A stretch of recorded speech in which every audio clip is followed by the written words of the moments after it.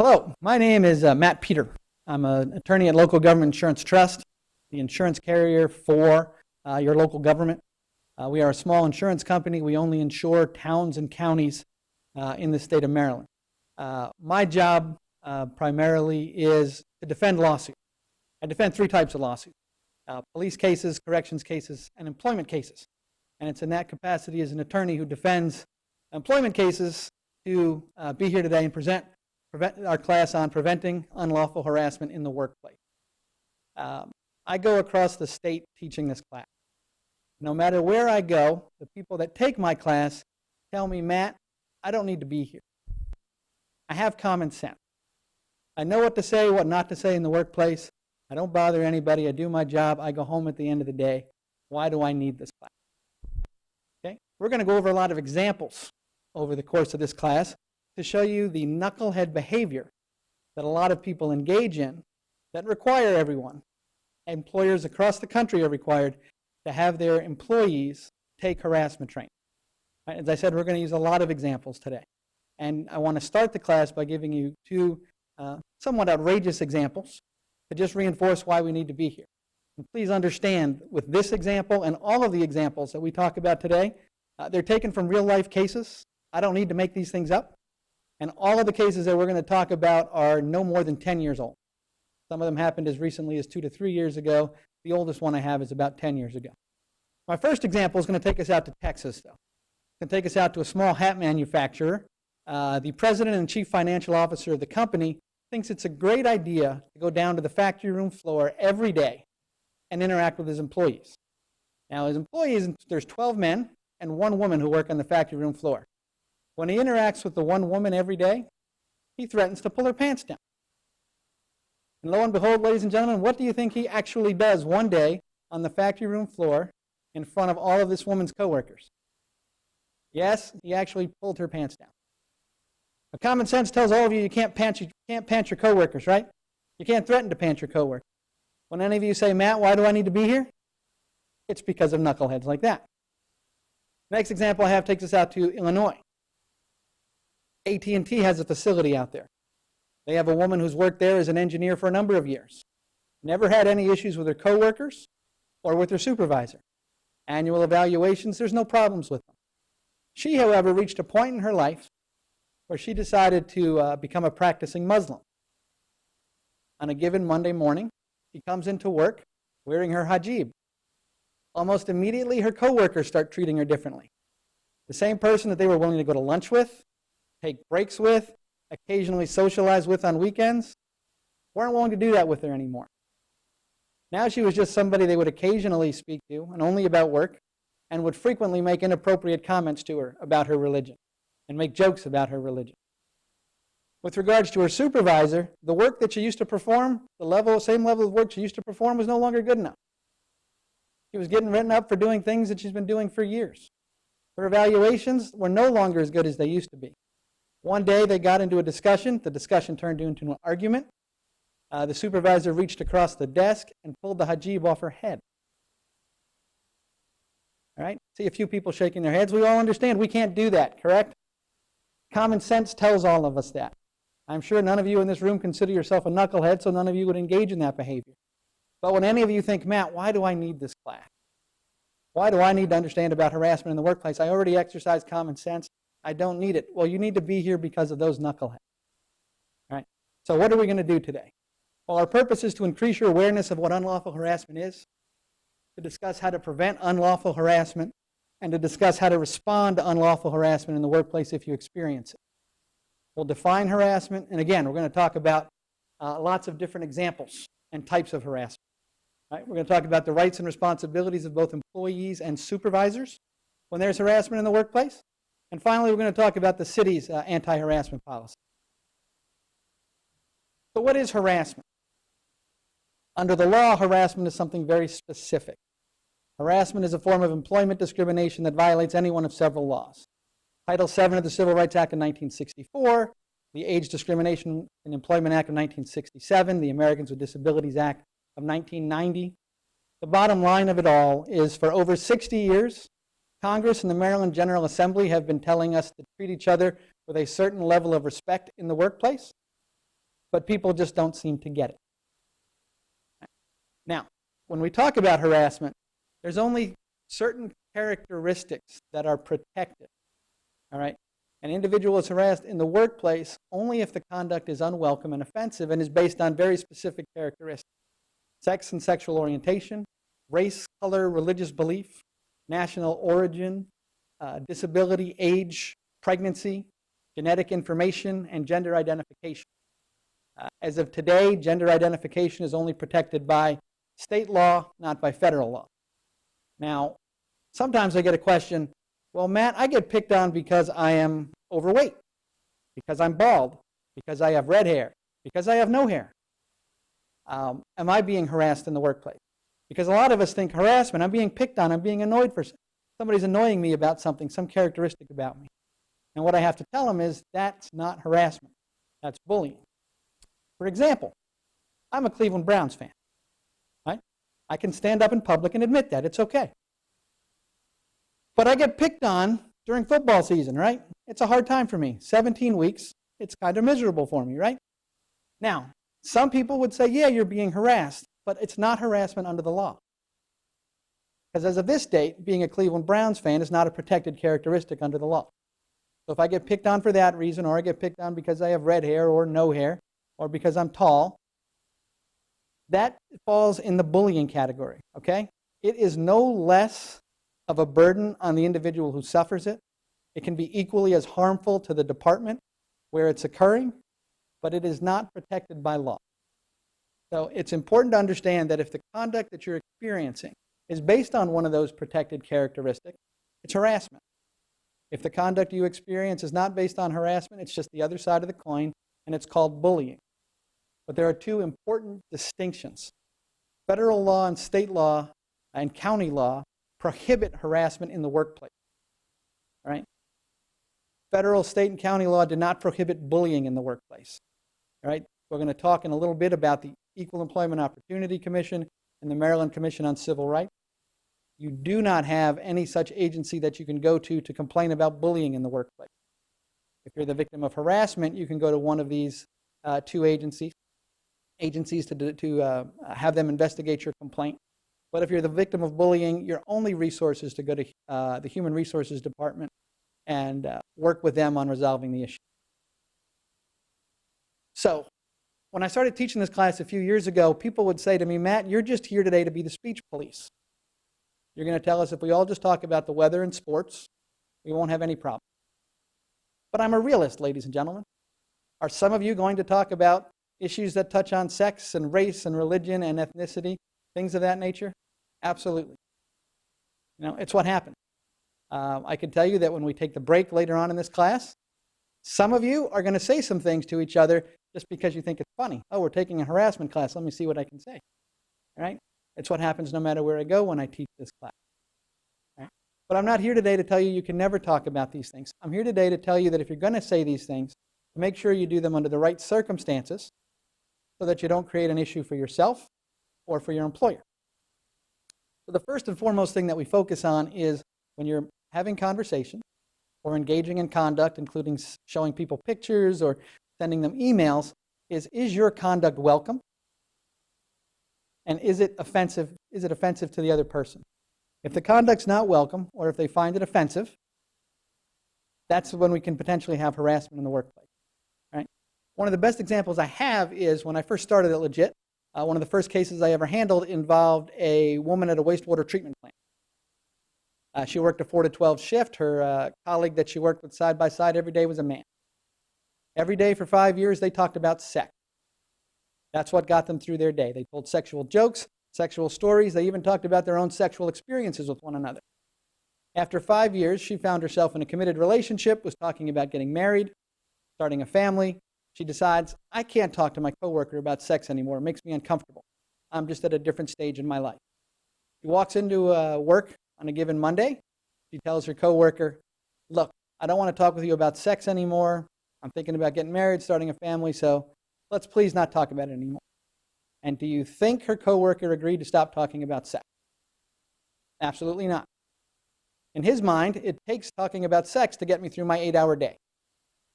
So for 3 weeks, every day, he would continue to talk to her about sex, tell her jokes and stories and talk about his sexual experiences. She'd ask him to stop, and he wouldn't. Just a one-way conversation, basically. After 3 weeks, she got fed up with him.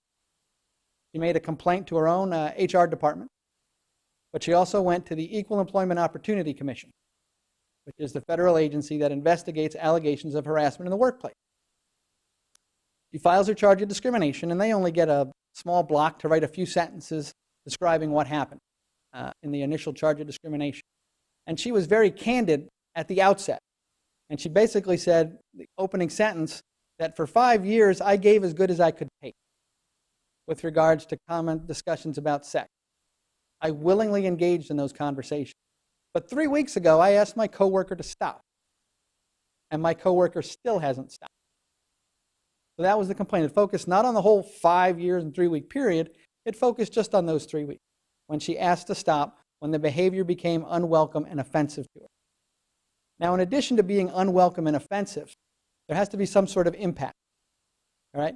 So the behavior is unwelcome and offensive, and then either one of two things happen. Either the employee just knows that in order for me to keep my job, I need to endure this behavior every day. It's just the kind of repetitive behavior that I'm going to have to undergo. It's just now a term of, or condition of my employment. Or alternatively, the behavior just happens over a repeated period of time, such that it creates a hostile work environment.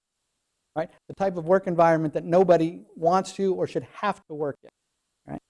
And determining whether or not it's a hostile work environment, we're going to apply a reasonable person standard that we'll talk about a little bit later on in the class. So let's start with a few basic points with regards to harassment. It's important to know, as I told you a few minutes ago, you have to consider your primary audience, the person that you're talking to, that you're saying things to. Do they want to hear what you're saying or see what you're showing them? For a lot of us, it's real easy to understand whether our primary audience wants to hear our jokes or hear our comments or see our email. That might touch on issues with regards to sex or race or religion or ethnicity, whatever it might be. The problem that a lot of the individuals in the cases I handle run into is they don't consider their secondary audience. Very few of us today work in an office where our office space is you working behind a closed door where nobody comes in at all during the day. Lots of us work in open spaces. We have open door policies. People are walking down the hall constantly. One of the important things to realize is there is a larger audience for a lot of things that we say. All right? In one of the cases I handled, there was a local government. They have a workplace area where there's approximately 12 cubicles. All right? You have two individuals, two knuckleheads, who are in the cubicles right next to each other, who would get their morning cup of coffee. While they're drinking their morning cup of coffee and settling into their workday, they would spend 10 to 15 minutes every day telling jokes to each other, jokes of a sexual nature, just over that cubicle wall. All right? The problem with that type of behavior is there's 10 other people that have to be right there doing their job at their workstation. Do they want to hear it? No. Did they find it to be unwelcome? Absolutely. Did they find it to be offensive? They certainly did. Nobody intended to harass them, but the reality is because the two employees weren't thinking about everyone else, they were in fact actually harassing these individuals. So it's important not just to consider your primary audience, all right, which to me in a lot of cases should be easy to know whether the person wants to hear what you're saying or see what you're showing them, but you need to consider that secondary audience. And if you're not sure that both your primary and your secondary audience want to hear what you have to say, what your thoughts are, save it for another time and for another place. The other important point I want to make is that basically anybody you can come into contact with could be someone who harasses you. Obviously, you could be harassed by your coworkers, by your supervisors. All right, but the protections against harassment also extend to the contractors that your employer may have come in to perform services. It extends to people who come in to deliver products, who come in to service photocopiers, install new computer equipment, whatever it might be. It includes elected officials. We have had some issues in the past where you have elected officials. They only come to town hall once or probably twice a month. And in the 30 minutes they're in town hall before a town council meeting starts, they can wreak a lot of havoc by sharing their thoughts with regards to race and religion and ethnicity and the role of women in the workplace. Right? Just because they're an elected official doesn't mean that they can say or do whatever they want. They're required to comply with the same laws as everybody else, not engage in the harassing behavior. If they engage in it, you need to report it under the policy that we'll talk about later. And the same thing applies to the members of the public.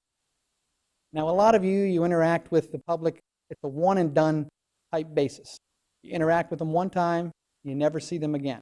If they say something inappropriate to you, it's certainly wrong, but there's not very much that your employer can do with you because you might never interact with them again. But there are examples that I've had to deal with where, and that I've learned about just through teaching this class, where employees are harassed on a regular basis by people who come into City Hall or the county administration building on a regular basis. And one of the best examples I have is there was a department. Department head comes up to me a few years ago to tell me about what happened in his department. It's the permitting department for the county. If you want to build a building in the county, you have to go through this department. You drop off your applications, you make payments, you pick up your building permits, whatever it is. His staff included 6 women. 6 women worked behind a long counter. Public simply came up to the counter, and the women would come up individually and provide assistance. They had one builder who'd been doing work for a number of years in the county. Nobody ever had any issue with him in the permitting department.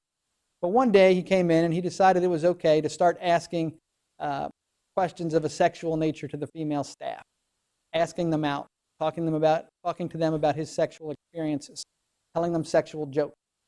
They didn't like it. They asked him to stop. They put up with it for about 3 weeks because he was coming in 3 or 4 times a week because he's that busy of a builder. They put up with it for 3 weeks and then they're tired of it and they go to their supervisor, who's the department head, and tell him, look, Builder X has been coming in.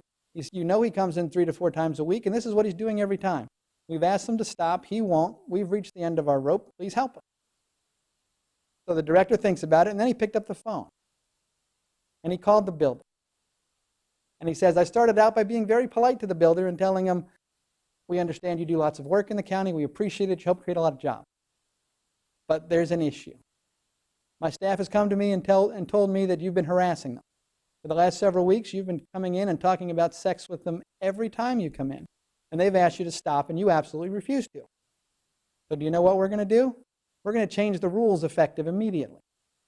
From now on, you can't just come in here whenever you want to drop things off and pick things up. You're going to call in ahead when you need to come in, and you're going to speak to me. And you and I will figure out what time I'm available to assist you, and you'll come in at that time. And then when you get here, I'll take care of you.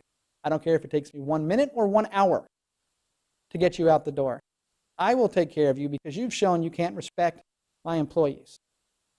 So there the supervisor understood that just because this guy was a member of the public, just because he's a builder and he's probably a wealthy member of the community, that did not give him the right to come in and treat employees however he wanted to. He understood that he had to protect his employees from the harassment that they were undergoing. So it's important. Sometimes, obviously, it's a little bit harder to deal with harassment by individuals outside of employment of the local government, but certainly with a little bit of creativity, it can be addressed in relatively short order.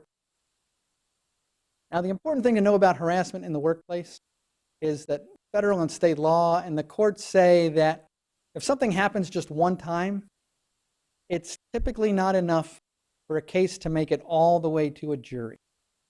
All right, if you're the victim of harassment in the workplace, you can't just go right to court. You have to first file a charge of discrimination with an agency, get your right to sue letter, and then you proceed to court. In court, they won't allow cases that are just what they'll call petty slights and isolated incidents to make it very far. They usually get dismissed rather early. There usually has to be a pattern to most behavior to violate the law. But there are certain actions that if they only happen once are deemed to violate the law. And those include things like threatening behavior, acts of violence, unlawful or invasive touching, criminal behavior. If you were to flatten somebody's tires simply because of their race or their religion, destroy their property on their desk, things of that nature, just because of their race, those one-time events. All right. As I said, unlawful touching. You don't have to get punched in the face 5 times because of your race or your religion or your ethnicity in order to have a viable claim. Those certain types of acts, just one time is enough. In addition, some courts have said that there are some words in the English language that are awful, that should never be spoken. And if you hear those words just once in the workplace, they can be enough to have a successful harassment claim that can proceed all the way to a jury. But frequency is important. There usually needs to be a pattern to what we're talking about. So you think you're the victim of harassment in the workplace, right? You have every right under federal, state, and county law, under the city's anti-harassment policy, to make a complaint. Right? Now what happens after you filed your complaint? Your employer can't take adverse action against you after you've filed your complaint. If they do, they're subject to additional potential legal penalties. They can't what's called retaliate against you. So let's say you've made a complaint. You complain that one of your coworkers is harassing you. All right? For some employers, when they get a complaint, they're just like, well, somebody's made a complaint. They're rocking the boat. I don't want to bother with an investigation. The easiest way for me to fix this is to marginalize the person making the complaint. So they retaliate against them. They may terminate them, reassign them, demote them, take away hours, do anything, either to completely get rid of them or to marginalize them enough that hopefully they'll quit because they don't want to deal with the underlying issue. Right? That's what we call retaliation. If you make a complaint, you cannot be retaliated against. If you're retaliated against, go file another charge of discrimination with an outside agency. In addition, even if you don't make the complaint, the initial charge of discrimination, but you witness the behavior and you participate in an investigation, or you're going to become a witness for one of your coworkers when they go to trial and say, absolutely, I saw the behavior. I saw it, and this is what I saw, and you support everything that the plaintiff says. That person can't be retaliated against either. They have the ability to go to an outside agency and file a charge of discrimination. It's not based upon any of those protected characteristics, but it is based upon retaliation.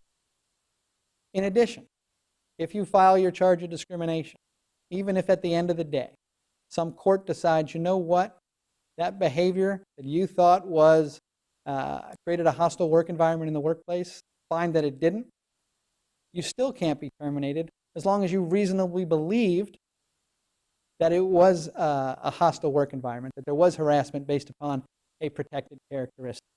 Right? In many of the cases that I handle, the employee is still there the whole time the process plays itself out. Right? They've complained about a hostile work environment, but they're still there. They're still working. In some of those cases, I've prevailed at trial or at summary judgment. But the employer still can't retaliate against them once we prevail, because as long as the person reasonably believed it when they made the complaint, they can't be retaliated against. Now we're going to get into the nuts and bolts of harassment, folks. We're going to talk about the specific protected characteristics. For years, all anyone taught, all employers across the country taught was sexual harassment. It's all anyone was worried about. Right? About 10 years ago, everyone realized, wow, there's a lot of other protected characteristics, and our classes don't touch upon it. Right?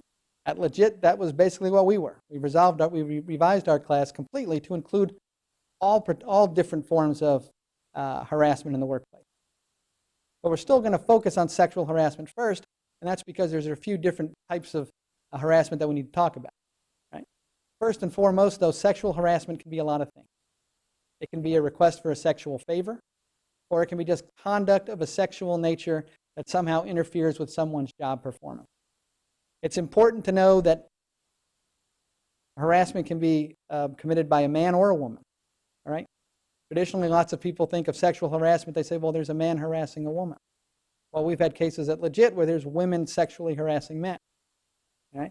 In addition, a man can sexually harass another man, and a woman can sexually harass another woman. So there are no sort of predetermined stereotypes that you should have with regard to harassment in the workplace and say, well, that can't occur because it doesn't involve a man on a woman. Those issues don't apply. Now, the first thing we're going to talk about is quid pro quo sexual harassment. It's simple and straightforward. All right? Here, with quid pro quo sexual harassment, you have a knucklehead who happens to be a supervisor. And the supervisor decides that I have a position of authority over some individuals. Right? I have control over their workday, over their future of employment with this local government. And I'm going to use that to my benefit. And I'm going to tell my employee, ask my employee or tell my employee that if you don't engage in certain sexual relations with me, there's going to be some negative consequences.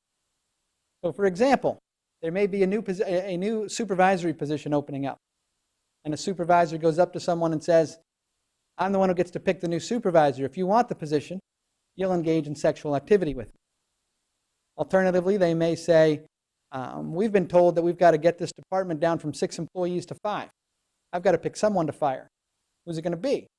If you want to make sure it's not you, you're going to engage in sexual activity with them. Other examples include telling someone that you're going to take away their supervisory responsibility, take away their benefit, reduce the number of hours that they get. A few years ago, I was reading about a case out of Virginia. There was a woman who was hired to work at one of these dollar stores. I can't remember which one. She was hired as a store clerk working 40 hours a week. Right? And during the interview, she let it be known that she needed this job because she needed to keep a roof over her head, needed to keep her kids fed. Right? First week, her supervisor puts her on the calendar and the schedule for 40 hours. No problem. Second week, she's only on the schedule for 1 day, 8 hours. She goes to the supervisor and says, you promised me 40 hours when I was hired. I told you I need this job, keep a roof over my head, keep my kids fed. Supervisor said, no problem. Invite me over to your house tonight after the kids go to bed. Right? There's a clear implication to what he wanted. She told him to take his job and shove it. She quit, filed a charge of discrimination, ultimately had the chance to file her lawsuit, and they settled out of court. But that's the kind of thing that some supervisors think they can get away with. They understand that some of their subordinates are in a difficult situation and can't afford to lose their job. So they try to use it to their advantage. Another example is giving someone a negative employment evaluation after they end an office romance, or disciplining or firing someone after that, or after they refuse sexual advances. At the end of the day, all of us have a job description. At the end of our job description is a catch-all phrase, right? That catch-all phrase says something to the effect of other duties as assigned. Despite what some knucklehead supervisors believe, other duties as assigned does not mean have sex with your supervisor. Right? Now, thankfully at LGIT, we do not see these claims very often. I can think of one in the last dozen years. All right? The supervisors in our local governments across the state, they just get it. They don't try to use their position of authority over someone to get sexual favor. Right? What I typically see at LGIT in the cases that I handle, though, is where there is conduct of a sexual nature that creates a hostile work environment. Right? Before we go there, I want to talk quickly about how the law treats victims of quid pro quo sexual harassment. There's basically one of 3 responses to quid pro quo sexual harassment. A victim either says no, kind of tries to just ignore it, hoping the person just stops asking, and unfortunately some people are actually going to engage in the conduct. They're going to realize that they have no choice. I'm going to lose my job. I'm the only one working right now. We'll be out of our house in 30 days if I don't engage in this conduct. So they do. And do you know how the law treats them? The law treats them all the same. The courts don't care one bit about how the victim of quid pro quo sexual harassment responded. So if you had one supervisor who propositioned 3 subordinates, one says no, one just ignores it, and one says yes, if they all go through the process, ultimately end up in front of a jury, in an ideal world, all 3 of them would get the same award. Because the moment the law was violated, the moment that knucklehead supervisor made the request for the sexual favor. So regardless of what your decision is with regards to the attempted coercion, the law doesn't care. It's an important thing to realize. Now, as I said just a few moments ago, the case I typically see is the hostile work environment sexual harassment claim. And that's just where someone's behavior creates a work environment where it interferes with the victim's ability to do their job, or it creates a hostile work environment, an offensive work environment to a reasonable person. As we said a few minutes ago, isolated incidents, petty slights, they don't give rise to the level of illegality. A lot of us in the workplace, we may have heard people say things from once in a while. Something just slips out of their mouth. You're like, did you just say that? All right? Something of a sexual nature. It happens from time to time, ladies and gentlemen. All right? That's not what the law is protecting us against. That's a mistake. That's not on purpose. These petty things, these isolated things, they happen from time to time. What the law is designed to prevent and protect you from is behavior that occurs over a period of time. And that if you're exposed to behavior over a period of time, then you can seek redress for your rights under federal, state, and potentially county law. So what are some examples that we're talking about? Well, some of the behaviors can include discussing sexual activities or telling off-color jokes in the workplace, inappropriate hugging or touching of a coworker. Now, I have never worked in a restaurant, nor have I worked in a car dealership. But if you actually read reported cases that touch on hostile work environments where there are issues where people are touching each other, restaurants, in particular where there are close quarters, people passing by each other, individuals decide that they can grope their coworkers as they walk past. Another example is using inappropriate terms such as babe, darling, or sweetheart in the workplace. Now, I understand that there may have been a time where these words were used. Nowadays, everyone has a first name. They have a last name. They might have a nickname that's appropriate to use. That's what we call people by. Now, we taught this class a while back, and I had a woman come up to me. She works for a small town. She says, Matt, I've been an administrative assistant in this town for over 30 years. We're a small town. Every employee comes to town hall every week, so I interact with everybody. And I grew up in Baltimore, Matt, and I call everyone who walks in the door hun. Now, you told me that babe, darling, and sweetheart is bad. So are you telling me that for 30 years I've been sexually harassing all of my coworkers and that I'm in trouble? I said, whoa, let's stop for a second, okay? Let's go back to the beginning. What did I tell you just a few minutes ago, just a few slides ago? I told you that with regards to harassment in the workplace, it all begins with conduct that is offensive and unwelcome. I said, in 30 years, has anybody come up to you and said, I find you calling me hun to be offensive. I don't like it. Please stop. And she said, no. I said, in 30 years, has any supervisor come up to you and said, I've gotten some complaints. You need to stop. She said, no. I then said, now you call everybody a hun, right? He says, yeah, I call the mayor hun. Because it doesn't matter. Everyone who comes through the door. I said, then you're not harassing anyone. I said, now when it comes to new people who get hired, you may want to be cautious. Younger people might have a different set of sensibilities and may prefer not to be called hun. But as of right now, your behavior doesn't violate the law. It's not sexual harassment because it's not unwelcome or offensive to anyone. Now, I use that example to reinforce my earlier point. Please, I don't suggest that any of you pick up the habit. Right? Again, everybody has a first name or a last name. That's what we should use to talk to people. But please remember and understand, unwelcomeness and offensiveness is what the heart of everything with regards to harassment in the workplace. Now, my next example is one when I first read about it, I sort of did a double take because I couldn't believe it was true. If any of you were to have an adult magazine collection, where would you keep it? Right? In this example, we have an individual who decides it's okay to keep an adult magazine collection in his cubicle. Right? And this individual works in a sales department. He works in his cubicle. He has a woman who sits in the cubicle next to him. Now, in his cubicle, and many of us need a calendar in our workspace, right? We need to know how close it is to Friday, how close it is to payday, whatever it might be. This individual decides to put up a calendar of a naked woman in his workspace. Now, he has a computer in his workstation. A lot of us know that you can set the wallpaper to your computer. When your computer turns on, there's a picture in the background. He decides to have a picture of a naked woman on his wallpaper. Now, you imagine you're his coworker and have to walk by that every day. And that's what you have to see. So his female coworker decides to report the behavior to the supervisor. Now, as I understand the layout of this particular company, though, the supervisor is on the other side of the building. And this is a sort of a warehouse area with the sales staff tucked away in one part. So the woman goes across the building, talks to the supervisor, explains what's happening to the supervisor. Supervisor says, give me a minute, I'll come over, we'll see what's going on. By the time the supervisor gets there, lo and behold, ladies and gentlemen, what happened? Are there any more magazines to be seen? No. The calendar still there? Absolutely not. The wallpaper on the computer? Puppies and kittens. Supervisor doesn't know what to do. He's like, there's nothing here. Just get back to work. Now, let's fast forward a few weeks. This knucklehead, we'll call him, must make a decision that it's not enough to have these images around me, these static photographs. I need something more. So when he has downtime in between sales calls, he decides it's okay to start watching adult films on his company-issued computer. Now, that's bad enough. The idea that your coworker is right there, nothing separating you but a wall. But he decides that he's watching these movies with the sound turned up. Now imagine you're sitting in your workspace trying to sell paper and pencils and staples to people over the phone. And that's what you have to endure. Now again, when a lot of you came in here, you were like, Matt, why do I need to be here? He's knucklehead number one. He's the example of why all of us need this class. This is why LGIT requires me to take this class. Next example, it's a little different.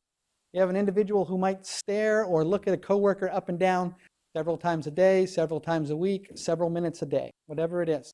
I mean, people who will stare so long at someone that there might be a line of drool coming down the corner of his or her mouth. Right? And that can make someone feel uncomfortable, the person who's being stared at. Right? Those individuals file charges of discrimination.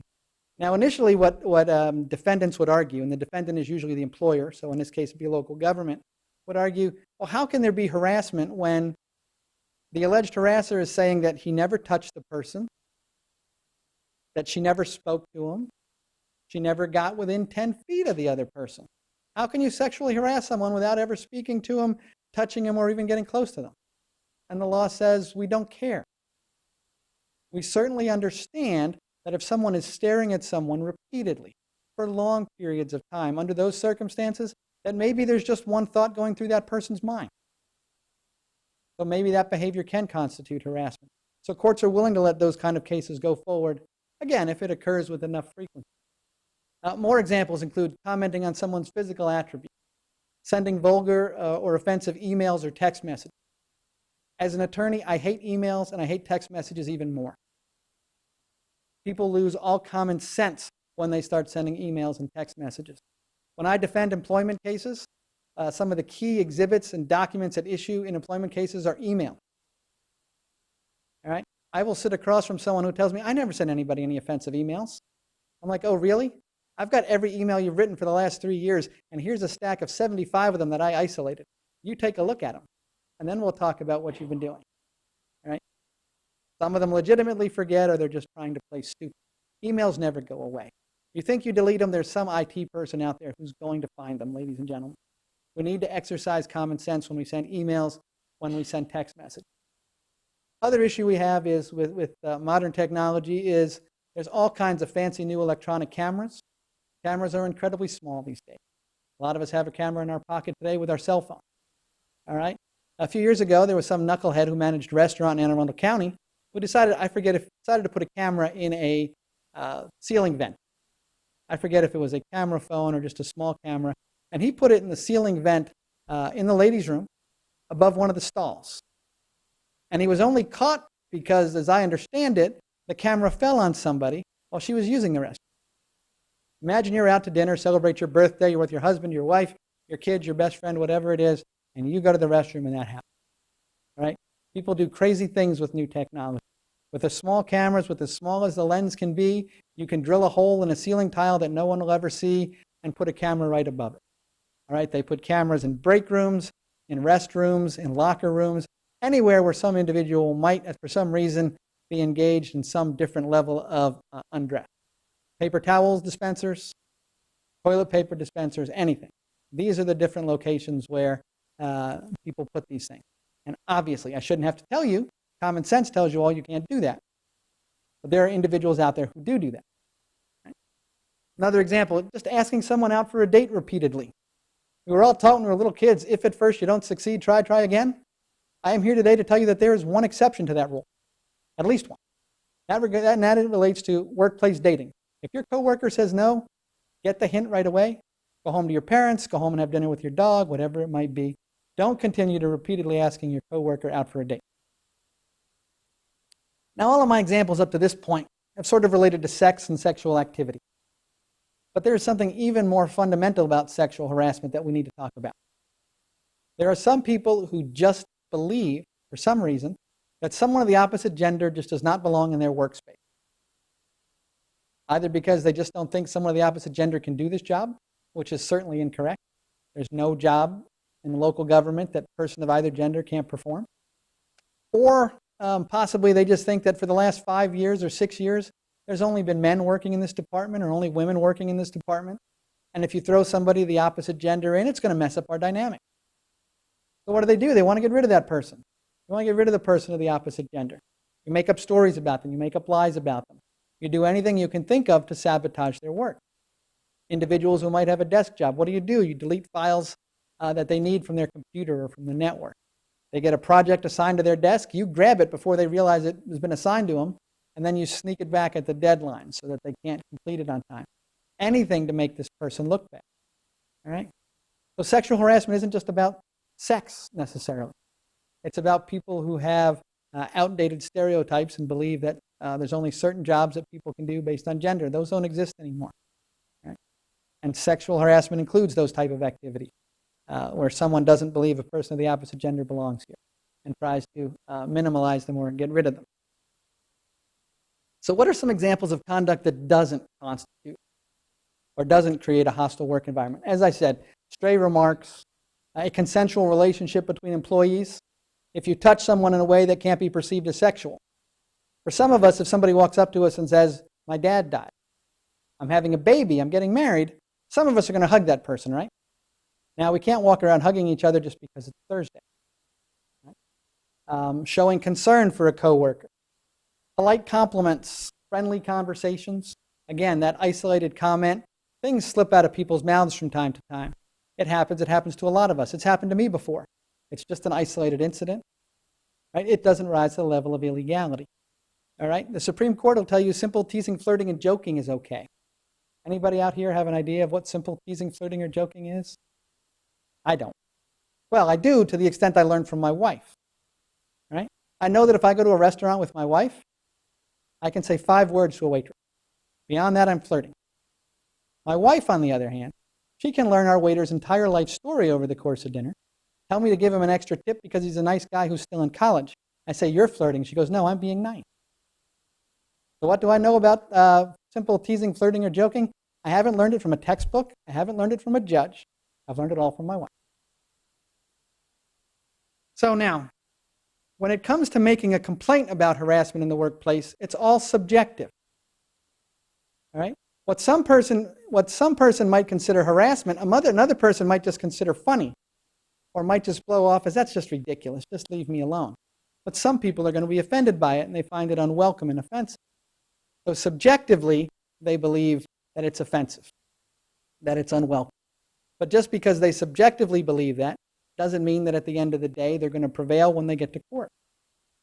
Right? If a case makes it to a jury, the judge is going to tell the jury, well, in deciding whether it creates a hostile work environment, you're going to decide what facts you believe. But then whatever facts you believe, I want you to apply them this way. Put yourself in the person's shoes. Right? Consider the nature of the workplace setting. How severe was the conduct? How frequent was the conduct? Was it physically threatening at all? What impact did it have on the person's ability to do their job? And if you, sitting in that person's shoes, based upon all the facts that you've heard, believe that it would create a hostile work environment, then you can find in favor of the plaintiff. If not, you find in favor of the defendant. Now, interestingly, when it comes to the nature of the employment setting, the court will basically also instruct the jury that you can take into consideration that some jobs are a little more rough and tumble than others. Some jobs require you have a little bit thicker skin. All right? For the employers, for the type of employers that we represent or employees, corrections departments, law enforcement department, public works department. All right? They're a little more rough and tumble, a little more stressful. Maybe the line pushes a little bit further than what it is in the finance department or the human resources department. But it's all something to be taken into consideration. But just because an individual subjectively believes that they've been harassed, at the end of the day, it's an objective analysis by the jurors just putting themselves in the shoes of the victim. So that's sexual harassment, and we broke it down into 2 types, ladies and gentlemen. Quid pro quo sexual harassment, where a supervisor demands sexual favors in return for something, and the hostile work environment sexual harassment claim, Now we're going to talk about all the other types. And that's harassment based upon race, religion, color, national origin, ethnicity, age, pregnancy, disability, genetic information, or gender identification. And again, those arise when the conduct interferes with someone's job performance or creates a work environment that is hostile or offensive to a reasonable person. So what are some examples? Well, unfortunately, the very first one we're going to talk about is something we had to deal with at LGIT a few years ago. The use of racially charged symbols, such as nooses or swastikas in the workplace. A few years ago, we had a case involving a small public works department. There's approximately 8 employees in the department, 6 African American, 2 Caucasian. Public Works Department has its own break room. The break room has an old television on it, right? Television is not working very well. The picture goes in and out. It flips from time to time. The sound goes in and out. Employees used to routinely just sort of smack the TV on the side. Maybe the picture would hold or the sound would come in for a while. But one day, the 2 Caucasian employees walk in to have their lunch by themselves, and the television just won't work. It won't turn on. There's nothing. The TV is now finally officially dead. There are a few options when you're an employee and find out that some of the equipment is dead. You could certainly just leave it alone and let somebody else find it. You could unplug it, put it on near the trash, on the floor, so that people realize that it's broken. You could put a sign on it. But one of our 2 Caucasian employees thought it would be funny to hang a noose from the television to let the world know that the television was now dead. Now, after he did that, that employee and the other Caucasian employee finished their lunch, left the break room, and went back to work. After that, a few minutes later, several of the African American employees walk in. And they see a noose hanging from the television set. And their first thought is not, oh, that's funny, the TV must be broken. They see it as a threat to their own safety. They have no idea who hung it, why it was hung, right? Harkening back to a time in this country when people were hung simply because of their race. So to them, it's a threat on their life. So what do? They immediately go to their supervisor, take their supervisor, show their supervisor what's there. What does the supervisor do? Famous last words for supervisors. Don't worry, I'll take care of it. I'll look into it.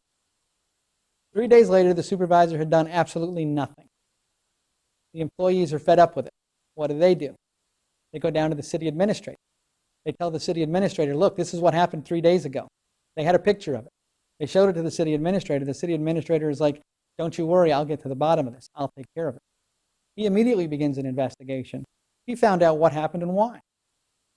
Right? As a result of that investigation, the individual who hung the noose, the employee who did that, who'd been there for a number of years without issue, good evaluations, he was fired because his conduct was considered to be a threat on the life and safety of his coworkers.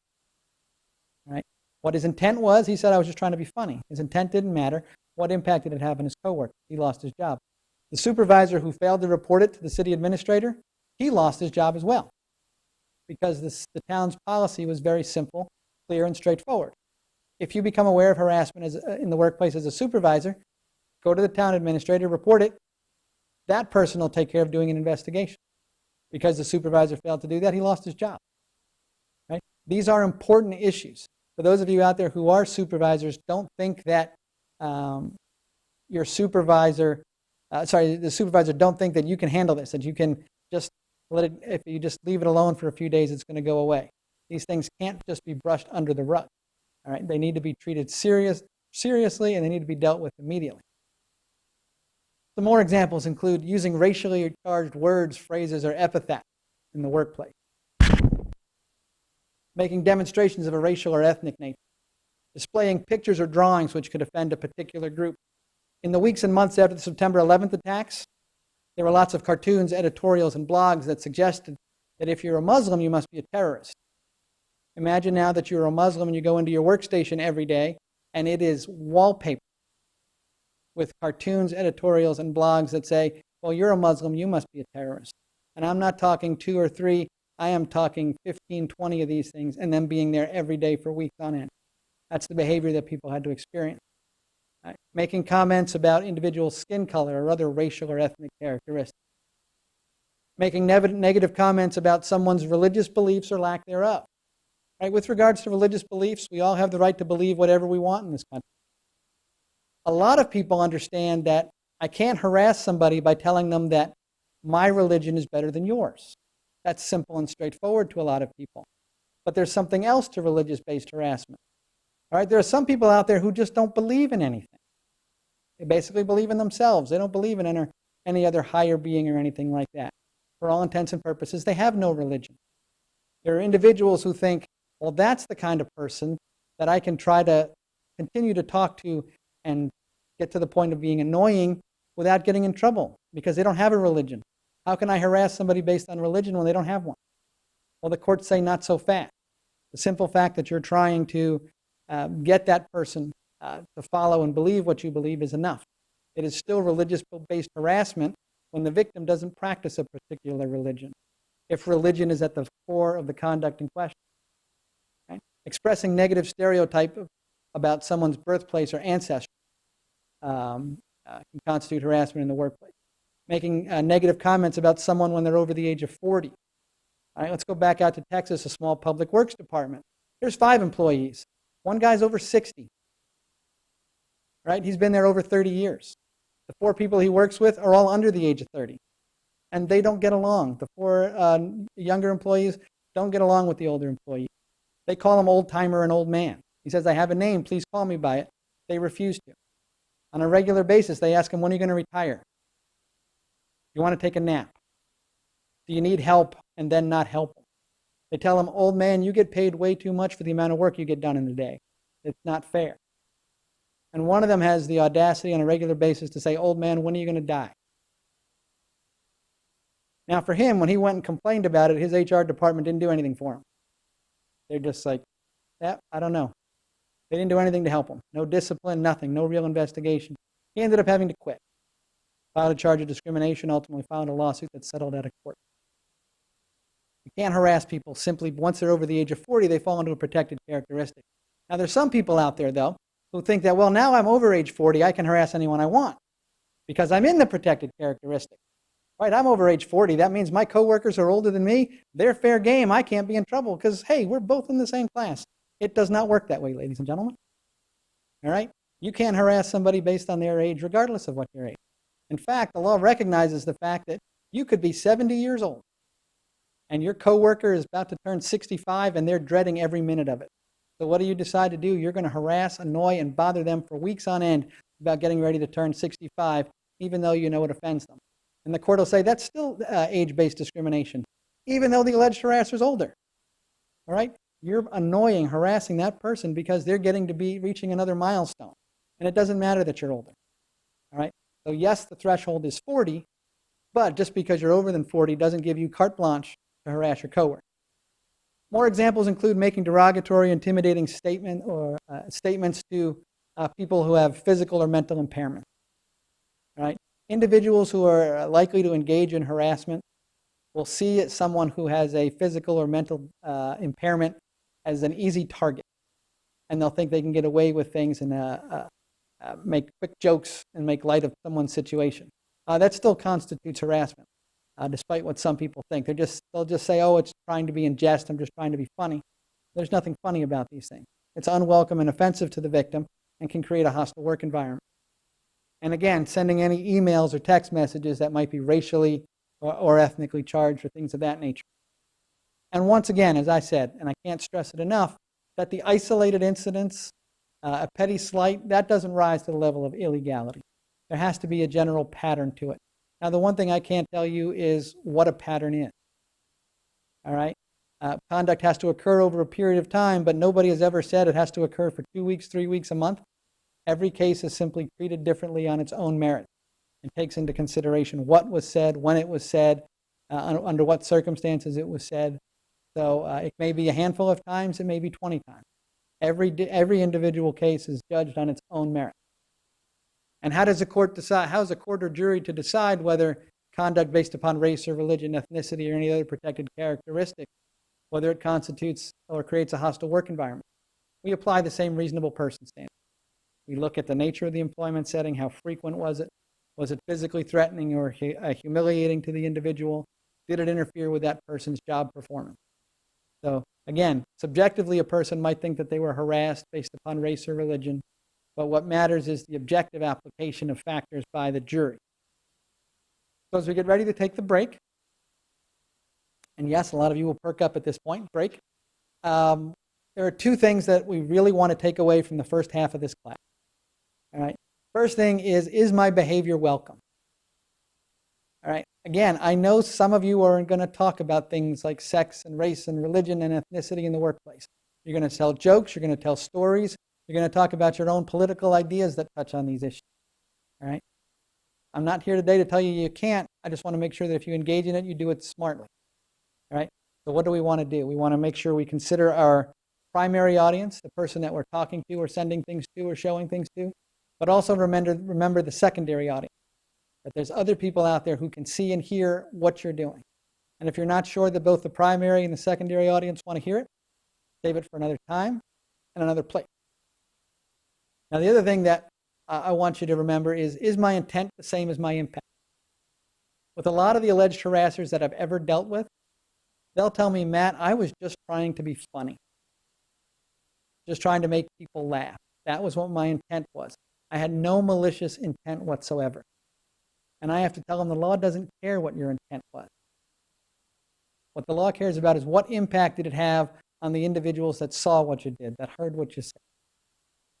And if that impact is that they believe that it constitutes harassment in the workplace, that's what matters, right? Not your intent. What's the impact?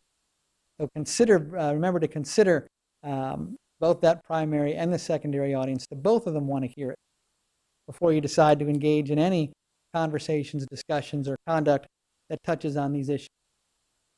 Now, finally, before we take the break, I used to get some questions from time to time. People would come up to me and say, Matt, I get it. I've been paying attention. Isolated incidents, petty slights, don't rise to the level of illegality. So what you're telling me is every single person in this room gets one free bite at the apple.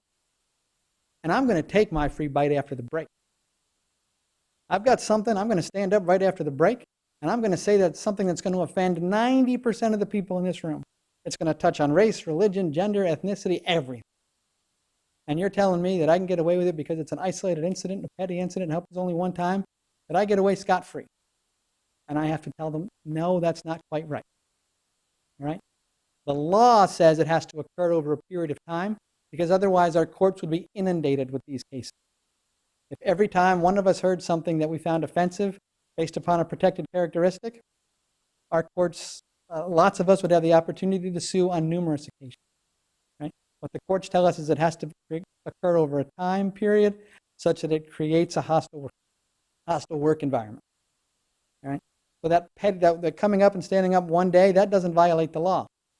However, what employers are required to have, including local governments, they're required to have zero tolerance policies when it comes to harassment in the workplace. And if you violate that policy, you subject yourself to progressive discipline up to and including termination. So even though your conduct might not violate the black letter of the law, it will violate your employer's policy. And because it violates your employer's policy, you are subject to discipline, again, up to and including termination. So on that note, we can take a quick break. If we could all make sure we're back in our seats. In 10 minutes, I'd appreciate it.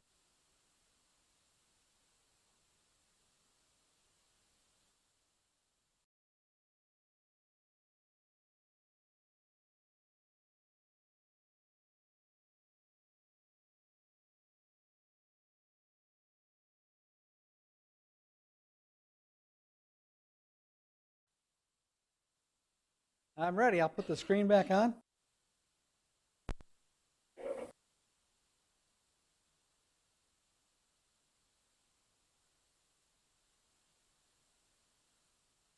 Welcome back from the break.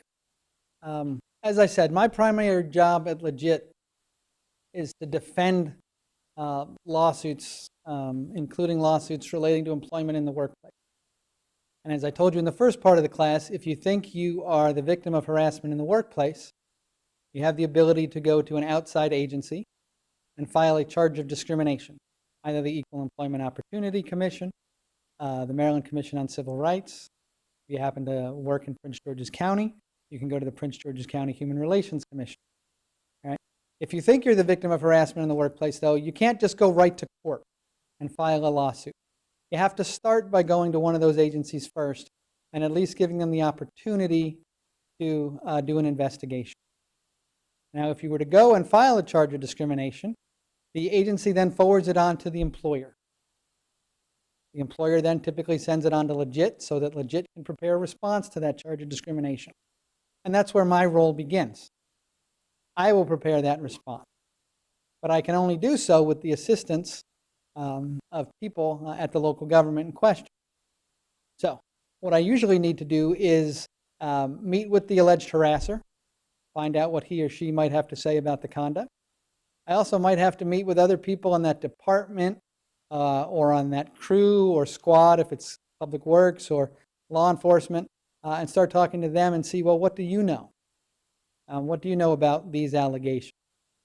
All right, and no matter where I go across the state, when I go out to meet with people to talk about charges of discrimination, and I meet with employees one-on-one, I tell them all at the outside, look, this is a confidential conversation. It's just between me and you. I'm going to use this information to write a response. I've got 5 more interviews after this. I'm not going to tell anyone what you told me. All right, I just need you to be honest with me. I have 3 basic questions for them all. What did you see? What did you hear? And what did you know? You know what the almost universal response to those questions are? Nothing. And why is that? What do people tell me? They say, Matt, that's none of my business. That's none of my concern. All right? We may have a situation where Bob is alleging that he's been harassed by Susie, and the person I'm trying to interview and get information will say, I like Bob and I like Susie. I don't want either one of them to get in trouble. So I don't have anything for you. I can't help you. I then need to spend the next 20 minutes to half an hour explaining to them what my role is, what I'm going to do with the information, and drag stuff out of it. Usually I can drag at least some stuff out of it. But that's what we get. People are like, Matt, it's not my business, it's not my concern. I do my job. I haven't met a person yet who hasn't told me that they do their job well, but that they just don't want to get involved because it's not their business. All right? Part of what we're going to talk about next is why it should be your business.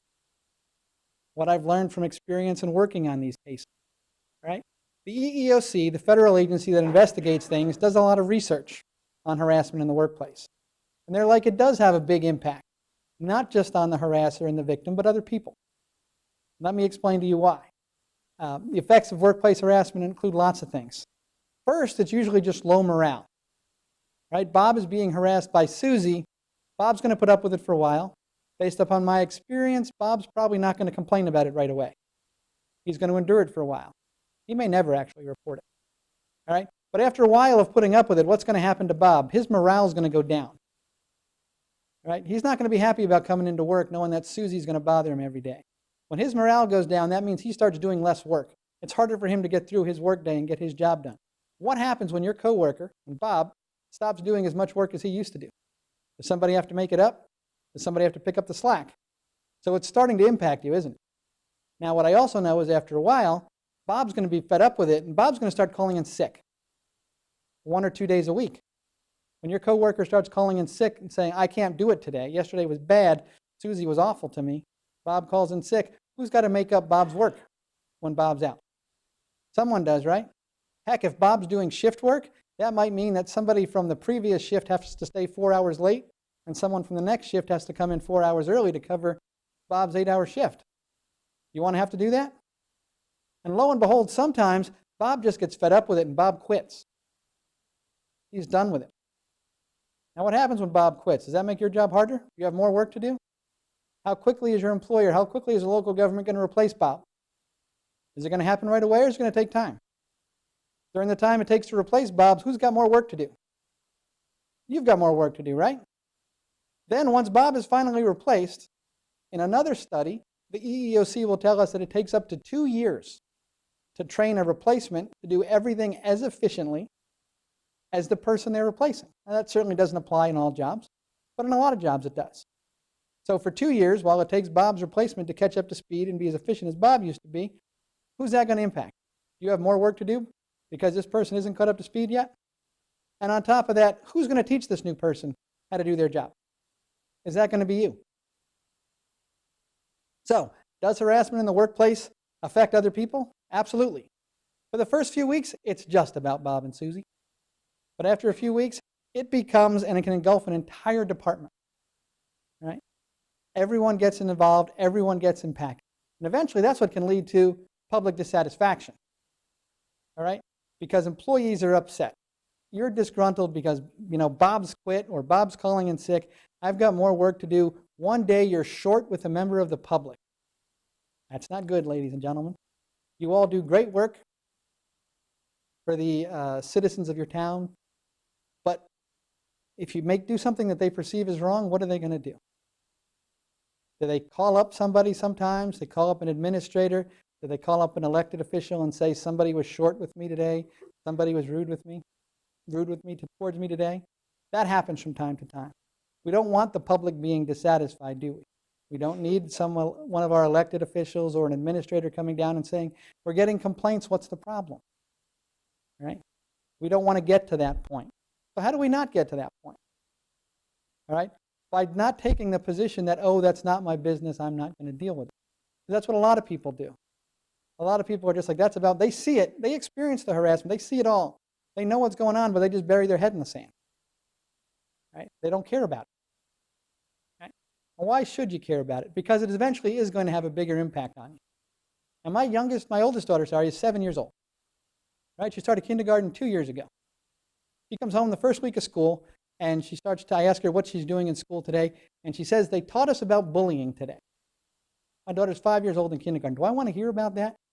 That my kid's coming home and telling me we're learning about bullying in the schoolyard? That's not what I want to hear. I don't want my little girl to have to hear that. So that's what they have to teach our kids. And I ask her, what did they teach you? She's like, well, if you see somebody getting picked on or people throwing things on them or just treating them badly, making them cry, to tell somebody. Tell somebody so you can get that person out of trouble.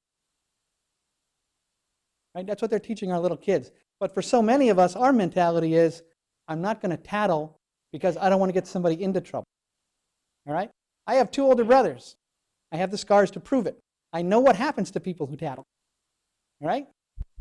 We have to change our mentality, though, and think, well, I don't want to get Susie in trouble. Well, Susie's been doing wrong, obviously, right? And we're going to let Susie get away with it because we have a mentality that says, oh, I don't want Susie to get in trouble. Well, what about Bob? Bob's in trouble, and our mentality doesn't take that into consideration. So I think you should all concern yourselves with harassment and not just say, oh, that's about them, and I'm not going to get involved in it. Because the reality is, eventually you are going to get involved in it. Because eventually even Bob may file a charge of discrimination. And that's when I get involved. And the thing I like to tell everybody I teach this class to is that it's nice coming here today. I love seeing all of you. I don't want to see any of you ever again. Right? If I see any of you ever again, it means one of 2 things. That you lack common sense, or I'm a bad teacher. But since all of you seem to let me know early on that you have common sense, I don't even need to consider whether or not I'm a good teacher, all right? Because we don't want to get wrapped up in the official investigation, and we don't want to get wrapped up in litigation. All right? It takes a long period of time, and it can be stressful. So, I hope at this point you all understand that you have the right to be free from harassing behavior. You have the right to report harassing behavior, whether you're the victim of it or not. You have the responsibility to avoid engaging in conduct that can constitute or create a hostile work environment. But to the last point, I think you all have the responsibility to complain or report harassing behavior, even if you're not the victim. And again, there's one of 2 reasons that you're going to do that. Either because you just think it's the right thing to do to help out someone like Bob who's being harassed, or you just want to be selfish and say that if I let this continue, my life's going to stink in a few weeks because I'm going to have so much more to do. My job's going to be so much more difficult because of the impact it has on Bob and the rest of the department. That's why I think we all have that responsibility to complain about harassing behavior, to make sure that our workplaces are the kind of places that we want to come to every day. So what if you find yourself the victim of harassment? What do I want you to do? I want you to be assertive and confront the harasser every time, as long as you're not physically threatened. Object. Say, I don't like it. I don't want to hear it. Get out of here. Leave me alone. There's no magic words. There's no magic words that a court is looking for you to say. Just object each and every single time. Tell them to stop, leave me alone, whatever it is. Just be clear each and every single time that you don't want to hear it or you don't want to see it, right? The other things I want you to do is make an official complaint. And we're going to talk about the local government's policy in a few minutes. Make an official complaint so that it can be investigated. But remember, you can make a complaint with an outside agency. Right? And there's something important I want to talk about right now. If you want to make a complaint to an outside agency, there's only a limited amount of time you have to do that. I hope this doesn't happen, but if any of you were to get rear-ended today on your way home, you would have 3 years to file a lawsuit. That's the statute of limitations for an auto accident case in Maryland. It's simple and straightforward. That statute of limitations, that doesn't apply to employment cases, all right? If you think you're the victim of harassment in the workplace and you want to go to the federal agency that investigates it, you have to get there within 180 days of the conduct. If you decide to go through the state agency or file with both, which some people choose to do, you have 300 days. All right, you do not have an unlimited period of time to file your complaint. Right? It's important not to miss those deadlines. The other thing I want you to do is to continue to report to work and do all your duties. The other piece of advice I have for you is a piece of advice that actually hurts me and makes my job a lot harder. I have only ever been a defense attorney. That is what I do.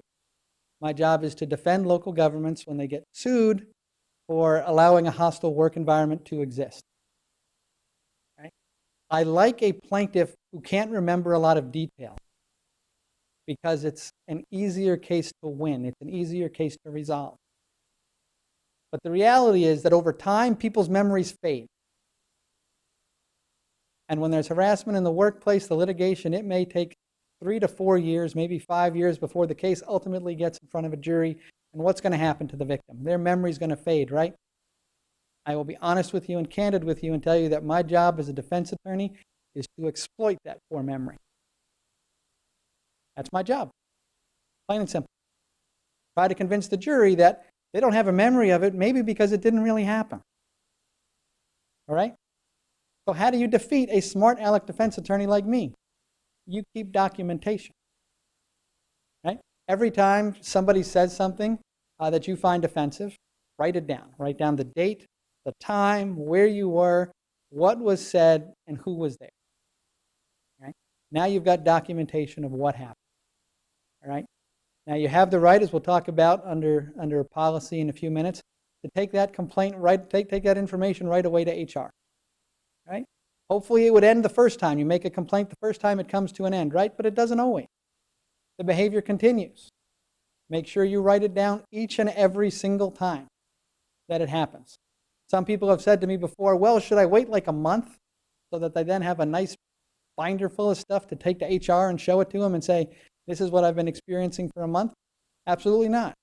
You have every ability to go to the HR the day one to make your complaint. But if things don't get resolved right away and they continue, make sure you write the information down each and every single time. Another piece of advice is that when it comes time to turn the information over to anyone, even to HR, never turn over your original. Keep your original. You may not even want to give the originals to your own attorney if you were to get one someday. Keep them for yourself so that you have them, and hopefully then they don't get lost. Right? But keeping documentation protects against what is simply natural for some of us to forget. Because what I will argue in front of a jury, if my plaintiff can't remember detail, if when I ask my plaintiff, when did the harassment begin? Oh, I don't know, in the winter of 2012. When did it end? Spring of 2013. That's all they can tell me. Were there any witnesses? Yeah, but I think they've all left now. We had a lot of people leave. I don't even remember who they were. I say, what was said? I don't remember what was said. It was just always about sex. It was uncomfortable. I didn't like it. I told the person to stop, but they wouldn't. I like that plaintiff because at the end of the day, I argue in front of a jury, why can't they remember the information? If it was so bad, why isn't it embedded on their memory? Right? And that kind of thing can resonate with a jury. So how do you beat the smart aleck defense attorney? Simply put, you keep documentation. Now, what don't I want you to do, though, if you're the victim of harassment in the workplace? Please do not retaliate or sink to the harasser's level. We have had matters where somebody gets harassed based upon their religion or their race. So what do they decide to do? Harass their harasser based upon another protected characteristic. Two wrongs don't make a right. You're both going to find yourself being subject to discipline under the personnel policy. All right? I've had people who tell me if somebody did that to me, I'd punch him in the face. Well, that doesn't work either. You find yourself getting arrested for assaulting somebody. Don't be guilty of insubordination. The thing I can't stress enough to any of you is that with all the alleged harassers that I've dealt with, they've all got their own issues. Some of them were probably bullies when they were 8 years old. They need to pick on somebody to make themselves feel good. So the harassment is not about you. It's about them. So don't feel worse about yourself. Don't think any less about yourself because you're the victim of harassment in the workplace. All right? Don't let yourself change your own mental attitude about anything. All right? The other thing I don't want you to do is socially or emotionally isolate yourself. A lot of our victims do that in the cases that I handle. The plaintiffs never report it because the behavior's happening and they just close in on themselves and they stop interacting with their coworkers. They just come in, try to get their job done and go home. All right? Don't emotionally isolate yourself. If you used to go to happy hour with your coworkers, continue to do that. If you used to go to softball with them or bowl with them, whatever it is, continue to engage in those behaviors. Now, for those people who are supervisors, it's important to understand that supervisors cannot ignore harassment. And in my experience, there are supervisors who do that. If somebody doesn't come and report something to them directly, it's as if it's not happening. Nobody's complaining, it's not happening. I have had supervisors that I sit across from doing interviews with when we're involved in responding to the charge of discrimination or working on the litigation, and they're like, you know what, I saw things, 2 months before we got the complaint. Things didn't seem right between Bob and Susie, but they were both getting their job done pretty good, so I didn't worry about it. And I'm like, well, don't you think if you had maybe said something to one of the two of them 2 months ago, we wouldn't be here today? Supervisor's like, I don't know, maybe. Right? Just ignoring things, ignoring signs of things is not a good idea. You need to be proactive in preventing harassment. You can't ignore the complaints. I've had supervisors who tell me somebody came to my office to complain about it, but I was in the middle of preparing the budget for next year. So I told them to come back next week. You can't do that. I've had people say, well, I was doing job interviews that week. Somebody came in and wanted to report about harassment. I said, come back next week. I got 12 job interviews over the next 3 days. I can't deal with you right now. That doesn't work. To take a harassment complaint takes about 5 to 10 minutes just to find out what's going on so it can be reported to somebody else, reported to HR or to administration, and that they can deal with it. Right? We can't ignore these things. I have had supervisors who tell me, somebody came into my office and closed my door. What supervisors will tell me is when somebody closes their door, it's not usually good.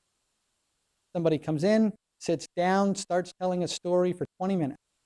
After 5 minutes, the person starts to cry, explaining what has been going on for the last 3 months, all the harassment that this person's had to endure. After 20 minutes, the victim stands up, says, thank you for listening, I appreciate it, I need to get all this off my chest today, but please don't do anything. I don't want the other person to get in trouble. I just needed to get all this off my chest. I needed somebody to listen, and I knew you would. So please don't do anything. They get up and they leave the room. Supervisor then literally basically tells me, I wiped my brow and said, whoosh, I dodged a bullet there. I don't have to deal with it. Well, eventually they did.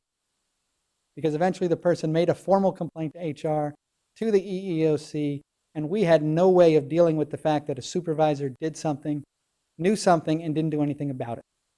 As soon as a supervisor becomes aware, they have to take action in accordance with the policy. They can't just try to think, oh, I'll take care of it, oh, it'll go away, oh, they asked me not to do something. You can't do that. As soon as you become aware, report it up the chain. The other thing a supervisor needs to do is eventually somebody, when there is a charge of discrimination or a complaint, somebody's going to need to do interviews. Is to remind your staff, look, they're going to interview you today, whether it's HR, whether it's an outside attorney, the local government's attorney. Just be honest and forward with the person right away. Just tell them what you know and what you've seen and what you've heard. Otherwise, it's going to take twice as long to get all this done. Right? And to make sure, again, because maybe sometimes, investigations don't get off the ground as quickly as they should. If you've reported the behavior, make sure that HR or the administrative offices are actually working on the investigation and that on their end they're not delaying. Now, you should all have in front of you a copy of the local government's policy. And take a few minutes to go over that policy. Now, I am not here today to read this to you. This is a brand new policy, effective March the 13th of 2018.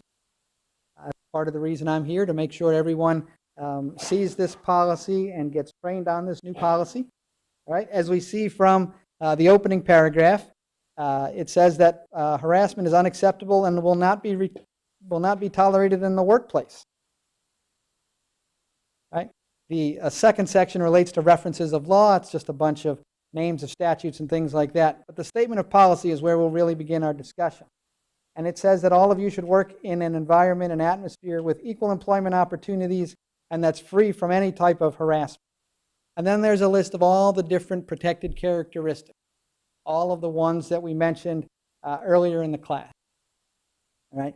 And it tells you that this policy applies to everyone: part-time employees, contingent compensated workers, contract employees, volunteers, elected officials, anyone who is associated with the local government. All right? Moving on to the next section, equal employment opportunity. It tells you that you're not going to be discriminated against with regards to employment opportunity based upon a protected characteristic. And when you turn to page 2, that's where we talk, the policy addresses sexual harassment. And it tells you right off the bat that it is strictly prohibited and will not be tolerated. What did I mention to you right before the break? A zero tolerance policy when it comes to harassment in the workplace. All right? And then it tells you generally what sexual harassment is: unwelcome sexual advances, requests for sexual favors. There's lists and examples of what they are throughout page 2. I'm not here to read them all to you today, but there are a lot of the same examples that we went over in the first part of the class. All right? And at the end of the next to last paragraph on the second page, it even refers to that secondary audience that we talked about in the first part of the class. That even if you think the behavior is welcome and not offensive to the person you're talking to, what about everyone else who's going to hear it? And your policy is clear to remind you about the secondary audience and the fact that they're there and they need to be taken into consideration. On the top of page 3 is where the policy addresses all the other different types of harassment. And again says it's going to be strictly prohibited and not be tolerated. And again, we have a long list of examples that are very similar to the ones we talked about in the first part of the class. So again, I won't read them to you. Then when we get to the bottom of page 3, it talks about the complaint procedure. And it reminds you right there in the complaint procedure, what's the first thing you need to do? Object to the behavior. Tell the person that you don't want to hear it. Again, there's no magic words, but make sure you object. And your policy also tells you that you should document it. Are you required to? No. But you should. Why? Because it makes the investigation easier. It also makes it easier if you decide someday that you want to pursue all your rights outside and file with an investigator a complaint and have an investigation done. And if you want to file a lawsuit, documentation makes that a lot easier. The next paragraph tells you who to report the behavior to. Ideally, you should be able to report it to your supervisor. But what do I know? One of the cases we handled at LGIT, the alleged harasser was the supervisor. The department head, the supervisor's best friend, they played in 3 softball leagues together. Are you going to get any relief when you go to the supervisor or the department head? Absolutely not. So what does the policy provide for? The policy provides for multiple avenues of individuals that you can complain to. All right, you can go to your supervisor, the department head, another supervisor. Heck, you can go right to Human Resources Department if you choose. All right? So hopefully among those lists of individuals that you can go to, there's at least one that you feel comfortable with to go and make your complaint. All right? The next paragraph talks about the reporting period. The city wants you to bring it to their attention as soon as humanly possible. All right? The sooner these things are dealt with, the better. All right? If it occurs over too long a period of time, they may have no choice but to terminate somebody.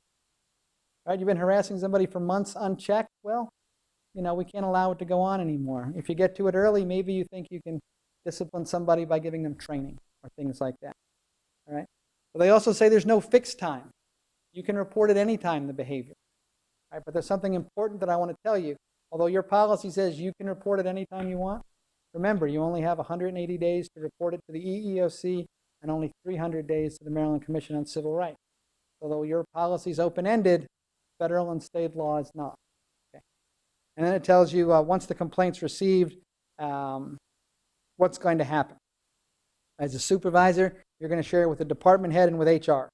HR is going to do anything that it needs to do to protect the victim and decide what needs to be done going forward with regards to the investigation. All right. On page 4, it talks about the investigations being done promptly, and it does take into account for the fact that law enforcement officers have some additional protection under the Law Enforcement Officers' Bill of Rights, which means that things may be conducted slightly different if the alleged conduct involves foreign police officers. As to non-employees, on page 4, it reminds you, you can't be harassed by a non-employee.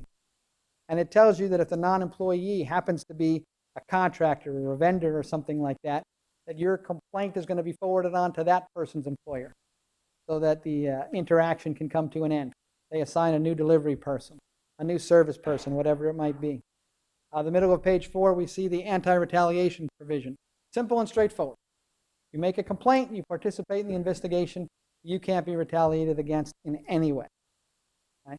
The cooperation with investigations is important. It tells you that it's your responsibility to cooperate with the investigation, and that if you refuse to cooperate, you're subject to discipline. There have been matters that I have handled where the alleged victim says, I told you I didn't want you to do an investigation, so I'm not going to help you. Well, do you know what? The investigation still has to go forward, even if the alleged victim doesn't cooperate one bit. The city is still going to interview everyone else in that department who might have seen or heard things. They're still going to interview the alleged harasser and try to find out what happened, because the obligation exists, even if the victim doesn't decide to cooperate. That's what's required by the law. If you're aware that a hostile work environment might exist, you have to take action to prevent it. At the bottom of page 4, we see the disciplinary action. Right before the break, I told you you're subject to discipline up to and including termination. And that's what this tells you. Anything from verbal reprimand to termination. And it tells you that each case basically has to be dealt with separately. There's no two cases with regards to harassment in the workplace are the same. They're all going to have to be dealt with definitely. But it does tell you, though, that quid pro quo sexual harassment, where a supervisor demands sexual favors or else, that seems to be the one category of harassment that there's no real choice, and that the discipline is going to be termination. Right? And then there's some issues at the top of page 5 which relate to the level of discipline and the rest of the personnel manual, when you can't receive a suspension of more than 3 days. Right before false statements, there's one last paragraph, and it tells you supervisors, if you fail to report some behavior that you become aware of, you just bury your head in the sand and try to ignore it, you yourself are subject to discipline. And finally, the last paragraph relates to false statements. Unfortunately, in this world, there are some people who will try to take advantage of the anti-discrimination law. They want to get rid of somebody, they don't like somebody, they want to try to get them fired, they make stuff up. Right? This provision prevents it. If after the local government does its investigation and determines that somebody falsely reported activities, they themselves are subject to discipline, for violating that. The anti-discrimination laws are serious. Right? People can't go around willy-nilly making false complaints because they don't like somebody. And your policy prevents that and provides that certain extra level of protection. Right? So what can we expect from an investigation? Again, it'll be done by the Human Resources Department and or the administrative offices. Who's ever doing it's going to gather information. They're going to interview everyone that's involved, the complainant, the victim, as well as any potential witness. If there's emails, pictures, videos, other type of documents, they're all going to be gathered. And ultimately, the person doing the investigations got to call balls and strikes in this world and has to decide whether the conduct allegedly occurred, and a decision has to be made with regards to discipline. All right? The other thing that's going to happen is documentation is going to be kept of everything, so that in the event that there's future litigation, that all of that information is preserved and available to any attorney who might be handling the case. So how do we prevent harassment in the workplace? It sounds corny, I know, but it requires a team effort. Right? Employers, the city understands that it has to have a policy that prevents harassment in the workplace. It wants to have a workplace that's free from harassment, that employees are happy to come to work to every day, that they're not afraid that they're going to be harassed or anything like that. The city's doing what it can to make sure that there is no harassment. It has a policy. Everyone is being trained on that policy. All right? But it does take a team effort. Employees need to make sure that they don't engage in harassment, that they just exercise common sense. Exercising common sense goes a long way to making sure that you don't have to interact with the lawyers ever. Right? Supervisors need to remember that they cannot ignore things, that they cannot just pretend that this isn't happening, or I'll deal with it next week. Right? It has to be dealt with as soon as possible. All right? Another example that I want to give you, let's go out to Tennessee. There is an appliance manufacturer out there. Big company, billions of dollars a year in sales. They hire a woman to work for the company.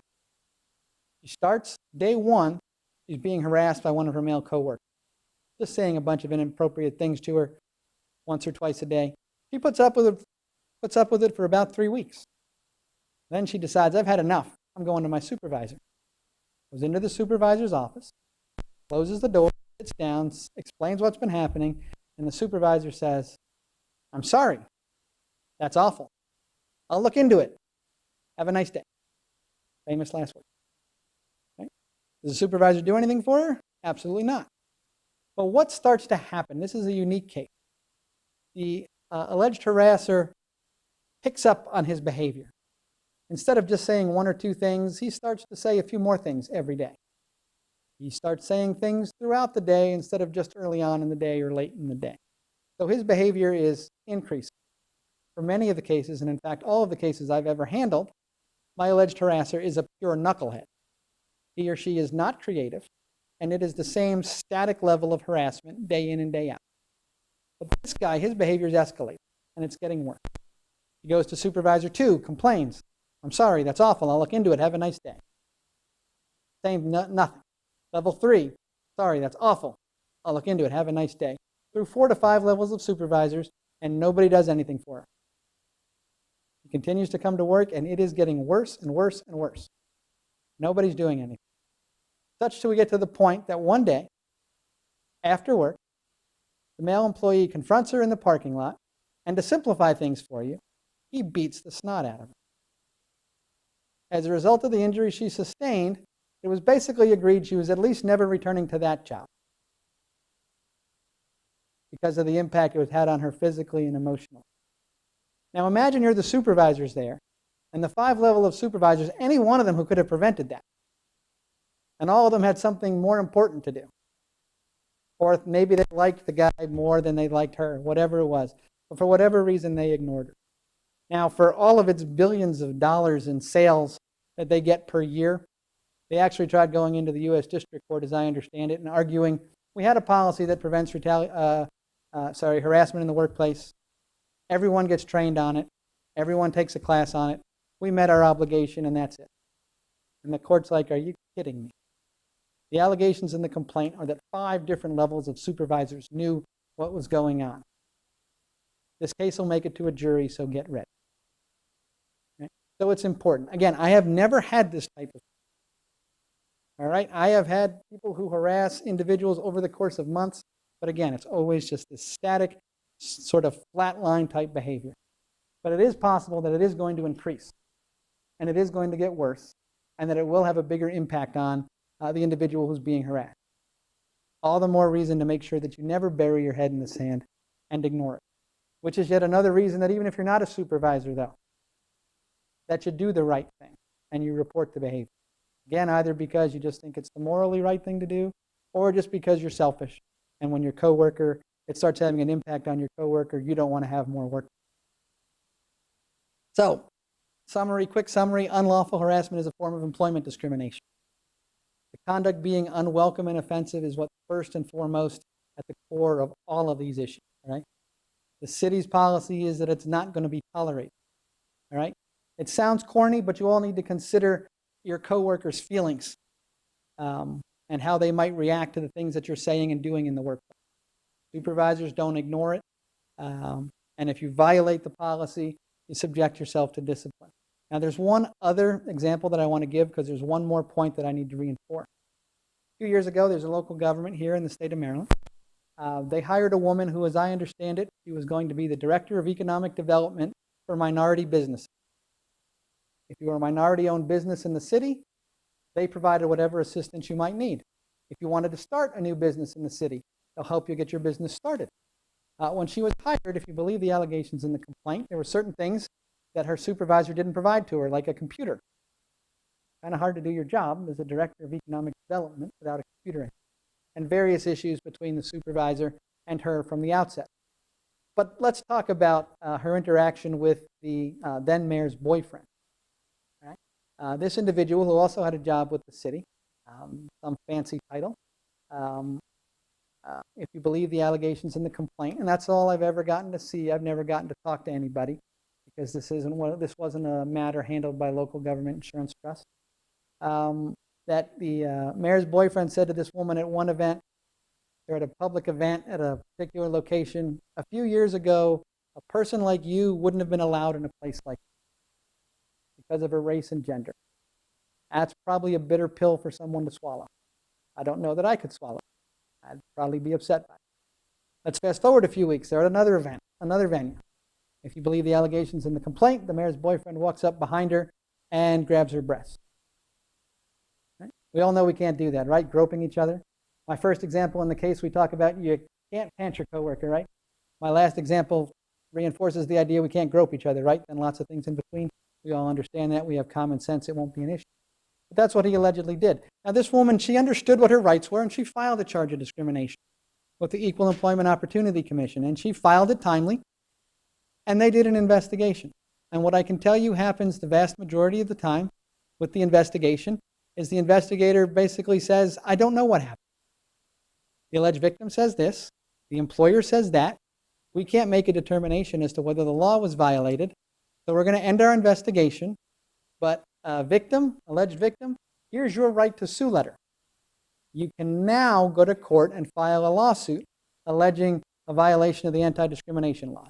You couldn't do that until you got your right to sue letter. In very bold letters at the bottom of the letter, though, it says you need to file your lawsuit within 90 days. Right? Her lawsuit was filed on like day 91. Right? When that happens, a smart aleck defense attorney, like myself, although it wasn't me, wasn't our case, files a motion that says, Your Honor, believe everything in the complaint. Multiply it times 10, times 100, make it worse. You still have to dismiss because there was a deadline and she missed it. And what's the judge, United States District Court, required to do? Dismiss the case. Done. Nothing else she can do about that. However, after she filed her first charge of discrimination, they retaliated against her. Remember, we talked about that earlier on? If they take negative action, adverse action against you once you file your first charge of discrimination, what can you do? You can file another charge of discrimination alleging retaliation. What did the EEOC do the second time? They reached the same conclusion. We can't tell whether the conduct occurred. City says this, you say that. So here's your right to sue letter. Lo and behold, do you know what happened? The second time, her lawsuit was filed within 90 days. It gets to go forward. The city, realizing that there were issues, didn't let the case drag on for very long. They settled the case early on without any real expenditure of time or resources on the case because it understood the problems that it had with the case. Right? But it's very important that you understand this process. You cannot begin the process, of the court process, until you start with an investigation. And to start the investigation, you need to get there within 180 days or 300 days if you use the Maryland Commission on Civil Rights. And once the investigation is done and you get that right to sue letter, there's only a limited window of opportunity for you to get to court. And if you miss out, you will lose out on your opportunity to pursue your remedy. So, with that said, I'm going to take the opportunity to distribute the quiz. All right, I will give you all a few minutes. Count it out. You could just pass them down the road.